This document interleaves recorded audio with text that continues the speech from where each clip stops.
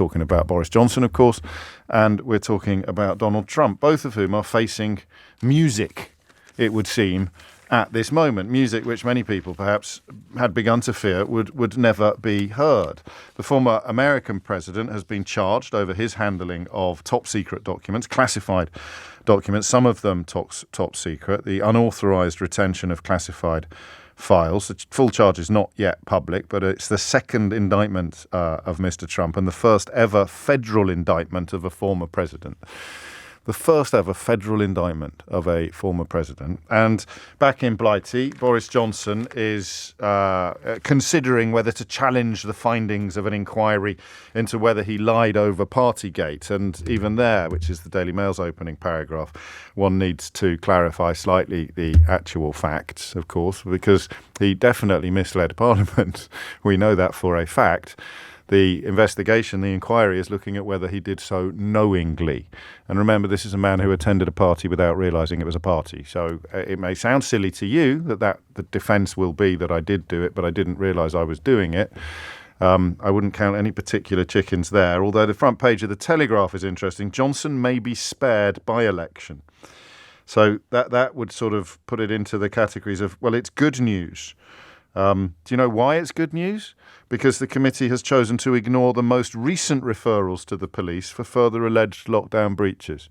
I suppose the parameters of their investigation have to be imposed somewhere, and they've taken the view, the Select Committee, looking into Boris Johnson, the Privileges Committee, looking into Partygate, as it's called, have had to draw a line and just focus on what they were charged with focusing on when the investigation was instituted. They can't then add to it the latest examples of him being referred to police for further alleged lockdown breaches. They describe, the Telegraph that is, which is up for sale actually if you've got about 500 million quid going spare, give or take.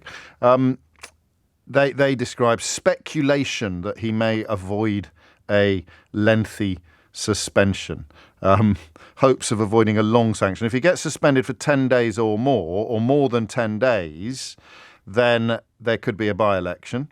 If it is lower than that, then I don't think there is a vote upon whether or not a by-election could be triggered. I don't know how that vote would go.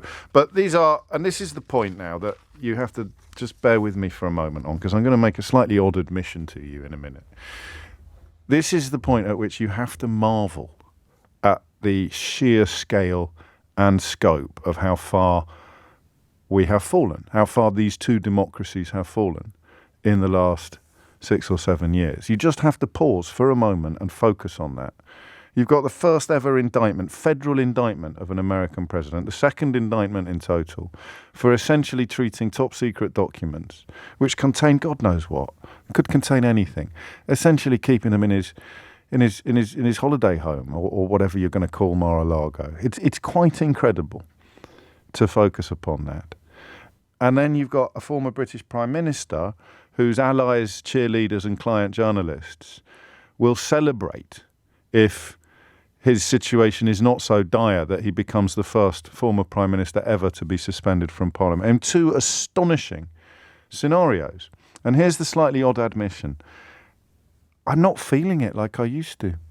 Now, some days when I come on air, I tell you things that are a bit private, just about where I'm sitting in terms of emotional responses to stories or intellectual responses to stories. Sometimes by the time I finish my introduction, like by the time I've stopped saying good morning to you, I've changed. I've almost talked myself out of a position of lethargy or talked myself out of a position of passion. But with these two men, I don't understand why the righteous fury I have felt about both of them for the best part of a decade is not there today. Maybe it will come storming back if these investigations deliver swingeing and damning verdicts. Maybe it will come storming back if they don't. But the question of why does it still matter is one that I am struggling to answer. And I know that you're going to be able to help me. In a way, I'm afraid today's first hour is for people who've spent the last few years in a state of despair. For people who, it's not an hour for people who've loved it all because it upsets all the right people when the foundation stones of Western democracy are hammered and chipped away at by disgusting individuals and their disgusting supporters. It's not a day for that. I promise you'll have another moment in the sun before the year is out. But this is about those of us who are supremely unsurprised by what we see before us today. The utterly damning indictment of Donald Trump and the utterly shameful situation in which Boris Johnson finds himself. Now, I know the obvious answer to the question of why does it still matter is that they could still both regain power. But even there, I've got these weird seeds of skepticism, particularly with Trump, because if Trump was found, as he said himself at the very beginning, if he said at the very beginning that I could shoot someone on Fifth Avenue and not lose a single vote. The point is, if Donald Trump is found to have in his possession nuclear codes, things for which Vladimir Putin would pay a king's ransom, if he's found to have in his possession the single most damning evidence imaginable, then I don't think it would budge a single person. If for example, you're thinking of texting me or ringing me now to say, what about Joe Biden's garage? Then you're never going to change, are you? Whether you're British or American, you're never, ever going to accept that a federal investigation trumps everything that has gone before. It's incredible because of course the other thing you have to play into the mix with Trump is the fact that Fox News, hugely influential broadcast platform in America, inflated and broadcast his lies about losing the last election. I mean the breach of truth, never mind trust, the simple breach of truth is absolutely phenomenal. But still there will be people queuing up to support or defend him or claim that, in the same way. Do you remember it was Hillary's emails when the first elements of evidence of his depravity were disclosed? We were all supposed to be focusing on. No one really knew why. That these people just need something to distract themselves with, never mind other people. And then we come back to Britain. We come back to Boris Johnson and the fact that he was hounded out of office by his own party as a consequence of lie after lie after lie after lie. And he's not only now trying to wriggle off the hook of telling lies by claiming that when he told lies he didn't realise they were lies, and he's got a history of getting away with that sort of thing throughout his entire life, of course, and if not getting away with it, then just sitting still until everyone else has forgotten and moved on to something else.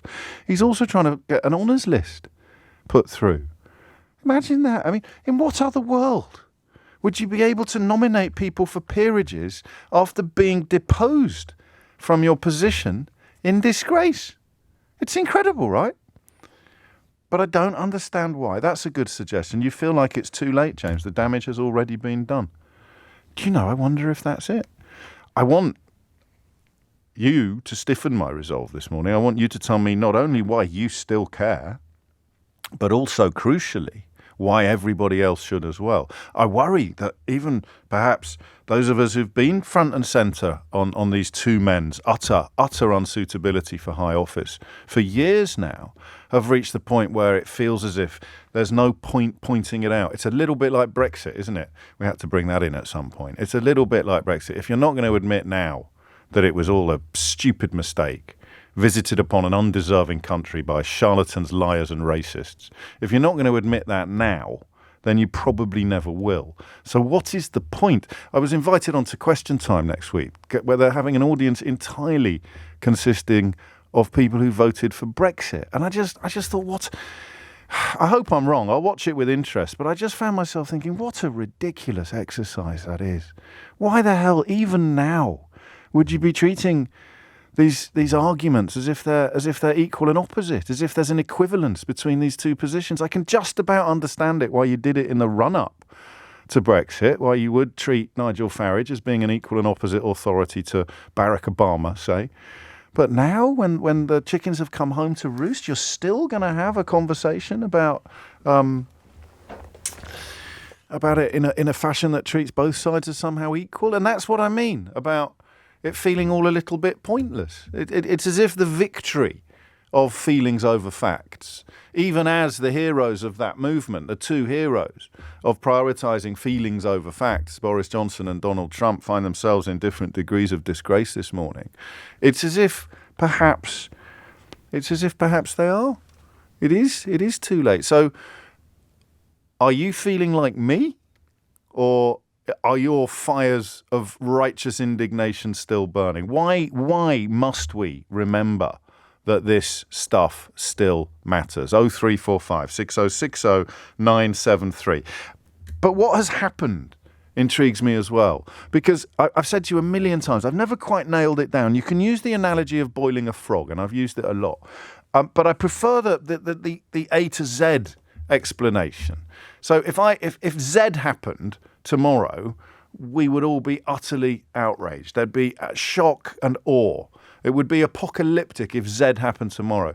But if Z happened after 25 previous stages, from A to Y, A, B, C, D, E, F, G, H, I, J, I won't go on. You know the rest. You've heard this song before.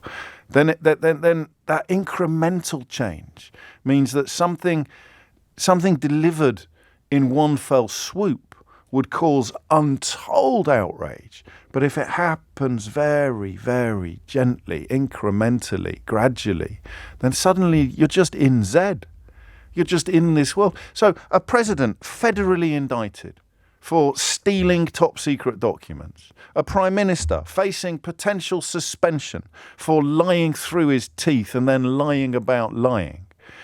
If they both get off, it's a bit like Prince Harry's legal case. The evidence of wrongdoing is irresistible. It comes down to legal niceties and technicalities. These two men, in situations that if I had sat here in 2016 and talked to you about a federally indicted president of the United States of America stealing top secret documents and lying about it, never mind lying about an actual election result, still lying now, years after the event, years after seeing his armed supporters seek to storm the Capitol, calling for the blood of his own vice president. And then the British equivalent, the pound shop, the Poundland equivalent, Boris Johnson over here, just riding roughshod over the most basic requirements of decency and standards. And it's just breathtaking. If I'd said to you in 2016, you're never going to guess what's just happened, and then I just relayed 2, 3, 4 of those stories to you, you wouldn't have believed me. You wouldn't have believed me. But here we are, looking at it square in the face. Looking at it square in the face. It may have been a mistake to knit the two together. Perhaps we should have gone in just on Boris Johnson or just on Donald Trump. But the question I have for you this morning, specific to those two men, is why does it still matter? It's important because the children are watching. Mm-hmm. I do not want my son growing up in a world where decent people see world leaders behaving in such a disgraceful manner and just throw up their hands and say, oh, well, stuff happens. It's just the way it is. And there's nothing we can do about it. No. That's an interesting point. It's unacceptable. Isn't it? But so then you never stop caring because that message, that lesson that young people receive is of such paramount importance. Absolutely. James, good morning. I'd like to give you some of my anger. I think you need a bit this morning. I'm never normally short of anger, Peter, but I do on this occasion feel grateful for the offer. I feel it matters, James, hugely because of the amount of damage that both men have done to their respective systems. In order for that damage to be unpicked, at least to some degree, and I think it's a very difficult job to unpick damage, I think there has to be a focal point, something solid that incoming parties can actually point to and rally around. Yes. And say, for these reasons, we now have to take this step.